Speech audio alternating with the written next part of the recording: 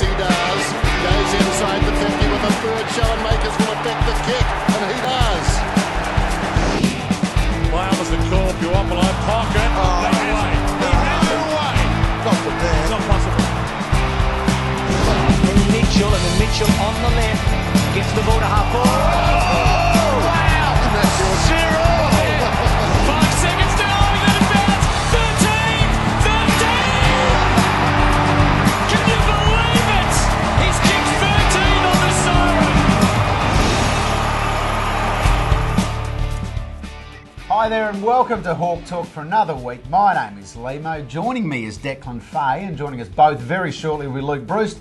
We're giving away some more or another Guernsey this week. But in the meantime, before Brucey joins us, Deck, did you enjoy the Port Adelaide game? Mate, isn't it this bizarre thing that these Geelong games are like these sort of horrible traumas that happen, Yes. and then we immediately move on. They're never mentioned. Everything's fine. It's sort of the following week.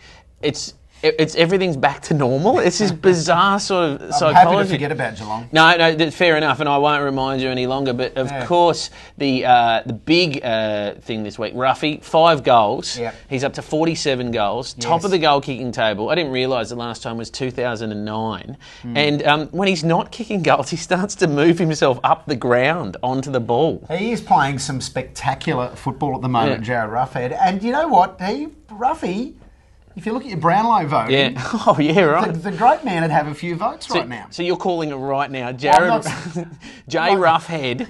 I'm not suggesting. You'd get pretty good odds actually on Ruffy, but don't gamble, kids. It's not good. Hey, we've got a magnificent opportunity here.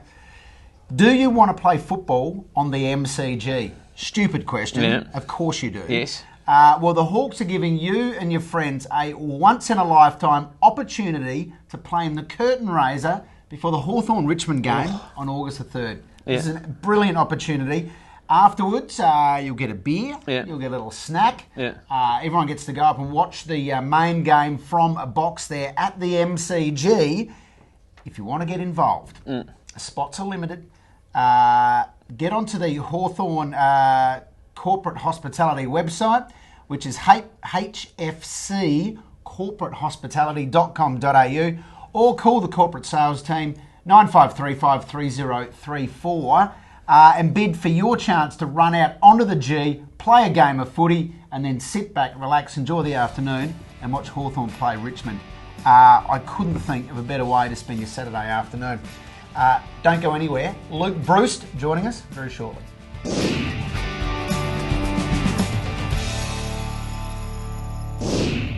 And now what a pleasure it is to welcome to HawkTalk for this week, superstar forward, Luke Bruce. How are you, mate? Good, yourself? Thanks for having me, guys. Oh, mate, thanks for coming in. Mate, you've just strolled out of a review meeting with Clarko. Clarko's in good form? He's happy? He wasn't getting too animated? Yeah, no, this week was much better. I think we bounced back against Port Adelaide and had a good win over there on the road, which was very pleasing. Now, in those meetings, there's always one person that just can't concentrate, who's wriggling in the seat or checking the... Is it Buddy in those meetings? It's not Buddy, it's I'd say Isaac Smith. He seems to always be just jittering away. And Really? Yeah, he just doesn't sit still, I don't think. Are you allowed to take... well, it's a stupid question, but I'll ask it anyway. Are you allowed to take phones into those meetings? I don't take my phone, just precaution in case it goes off, but I think there's a few guys that just have it in their pocket or... Who's the player at the club who's the most addicted to social media, who whenever you guys are on the road, he's just constantly got his head buried in his phone? I think I'd have to say Jack Gunston. Really? He loves his social media. I think it's a competition between him and Matty Suckling, who gets back to the lock of the first and gets their phone out. So yeah, right. Now, is there a competition on followers as well on Twitter? Because I know Buddy's got about 300,000. I don't know how dubious those 300,000 followers are. But not really, I don't think. I think Matty Suckling was pretty happy to get to 10k the other day, so that's a little milestone, but not really. Well, you mentioned Isaac Smith. It's sort of an interesting story because there's a bunch of you that come from the Riverina area who were sort of all young guns there and then worked your way up. It was also, I think Matt Suckling came from that area. Yep. Did you all know each other as kids in that area? Yes, good question. I knew Isaac, just mainly because he was in Temora. He was a couple of years older than me, but I still knew of him being a small country town. Matty Suckling I knew of. this good left footer out of Wagga that same again was just a couple of years older. So every time I'd be playing, say bottom age 16s, he'd be bottom age 18s or however it worked out. So I never got to play with him, but definitely knew both of them. Right. So was that even the word at the time? There's a good left footer. Oh, I just knew that like we'd play. Say if he was in the under 18s, Carmel, and I was under 16s. They'd always talk about his left foot and how potent it was, and I think New South Wales were pretty ordinary that year, so they just made him kick out from full back, and I think that's where the talent scouters seen him. And have the Hawks managed to, or have you managed to con the Hawks into doing a practice game in that area? Because I imagine they would, to see 3 of the boys come back would be a big event. No, we hadn't really talked about it. Maddie and I were lucky enough to do our country visits there this year, which was good. We got back out to some local communities and. Good to be back home in the local area. Hey, now back to the footy for a sec. You 4th in the Peter Crimmins medal last year, but you're having a great year this year. How do you compare the 2 seasons? Last year I think I was pretty consistent last year in terms of just chipping away with a couple of goals each week, and the last couple of weeks have been a little bit quiet. I kicked one against Geelong and then none on the weekend, so I'd like to get him back amongst the goal kickers, but relatively similar seasons I think so far. If I can finish this year off like I did last year, then I think that'll be very similar, and if not, then last year will be probably a little bit better, but hopefully I can. Good spread of goal kickers too, which I know Clarko's come out and said he loves the nice even spread of goal kickers. Do you like that as well, or would you prefer to be kicking 5 and 6 yourself and have the others not kicking so many? No, it's a great forward line to play in, and as you said, we got Jack Gunston and Ruffy chimed in with 5 each on the weekend, and before that we'd had a great spread of myself, Buddy when he's playing, Paul Piopolo, and then now Cyril's back. It sort of feels a little bit, as a child of the 80s, it's a similarity that you've got your 2 potent forwards, your sort of Dunstall and your Brereton and Buddy and Ruffy, and then you've got your sort of Whitmans and your Morrisseys, and do you see yourself as a sort of, or a Peter Curran, or do you see yourself as a Morrissey, a sort of freak-like type player? No, really, I think I'd give that title to Cyril. Fair enough. Some of the things he does on the fields are pretty special, I think. Yeah. Now, I've got to ask, it's come up a few times, this concept of the super sub, now that a player can have an impact and suddenly change a game, like how they use their sub.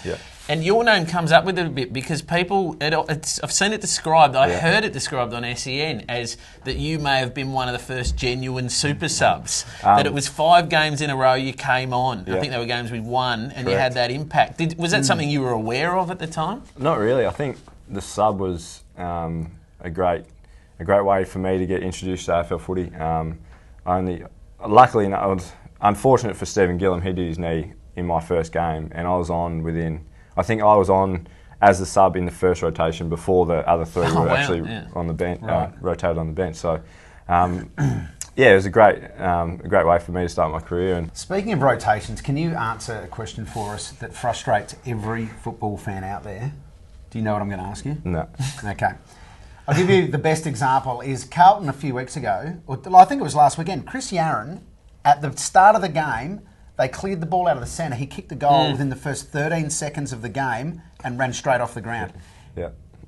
He'd been on the ground for 13 seconds. Now, that's a prime example, but we see all the time players kick goals and run straight off. So is that part of the rotation plan that exists seemingly across the whole competition? Absolutely. It's the best opportunity to get off the ground, and I guess it's that point in time where you don't have to mess up structures or anything, and actually give the opposition a +1 anywhere on the ground. Isn't there something about, I think back to Brereton kicking that goal in the 89 grand final when he was injured, isn't there something about momentum that if you've just got one, they've gone, geez, we better stick someone on Bruce because he might kick another one? Yeah, that's true. That's a good point. Yeah. Or you just feel good yourself. And you might jag the next one. But I might come to the next meeting and just drop that one. I don't know. There it is. Well, Luke Bruce, we are absolutely loving your work for the Hawthorn Football Club.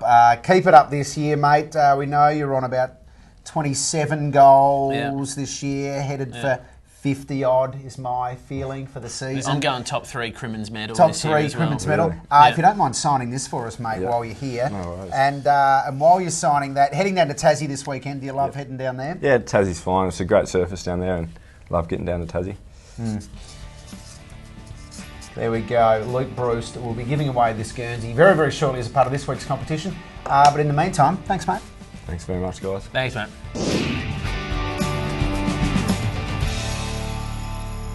Last week's question was who's Hawthorn's best ever recruit from Port Adelaide? Because there have been a few over the years, and we allowed you to chuck coaches into the mix. We received a bunch of entries. Thank you, one and all. Deck, have you chosen a winner? Yes, mate. There's a lot of love for Stewie Dew. A lot of people are absolutely addicted to that moment in the grand final. Look, the one I had to give it to goes to a bloke called Trent, and he wrote, Alistair Clarkson has to be our best Port Adelaide recruit. He was the reason we recruited other Port Adelaide greats, Brent Guerra, Sean Burgoyne, Steve Gillam, Damien Hardwick, and of course Stuart Dew. Yep. 4 of these players were involved in the premiership. He is the reason we won the premiership, made the grand final, and will go on to win the 2013 premiership. Now that is a bold statement of declaration. It's a good answer though. And he said he will go down as one of the greatest coaches the Hawthorn Football Club has ever had. Now you can't really argue with an emphatic statement like that. It's all good gear and deserving of a Liam Shields signed Guernsey. Congratulations, Trent. Very good answer. The question for next week, you'll win yourself that Luke Bruce signed Guernsey. And we're bringing the cricket into it here, Deck. We both turned up here just shaking our heads and talking about that loss. We suffered a heartbreaking loss at Trent Bridge, or the Australian cricketers did, over the weekend. So our question to you, bring it back to the Hawks, what's the most and we hate to be negative on these things, but what's the most heartbreaking loss, as far as you're concerned, the Hawks have ever suffered? Yeah, one that really hurt. It may not be a grand final. It might be one of those home and away games that you just invested everything in. Yeah. You know, for me, and we watched this game together, as the 2011 preliminary final against Collingwood. Yeah. That just broke me. I have a vision of you on your knees at the end and just screaming the word no. It was sort of like this primal scream coming from very deep inside you. It took me a long time to recover from that game. And then it was a silent walk from the grandstand all the way back to the pub. All the way to a pub in Fitzroy. It was about a 30-minute walk. We didn't say a word to each other. Here we go. They're our entries. We'd love to hear from you. The most heartbreaking loss, as far as you're concerned, the Hawks have ever suffered. HawkTalk@hawthornfc.com.au is our email address. Thanks for joining us once again, and we'll be back next week with another edition of Hawk Talk. Go Hawks.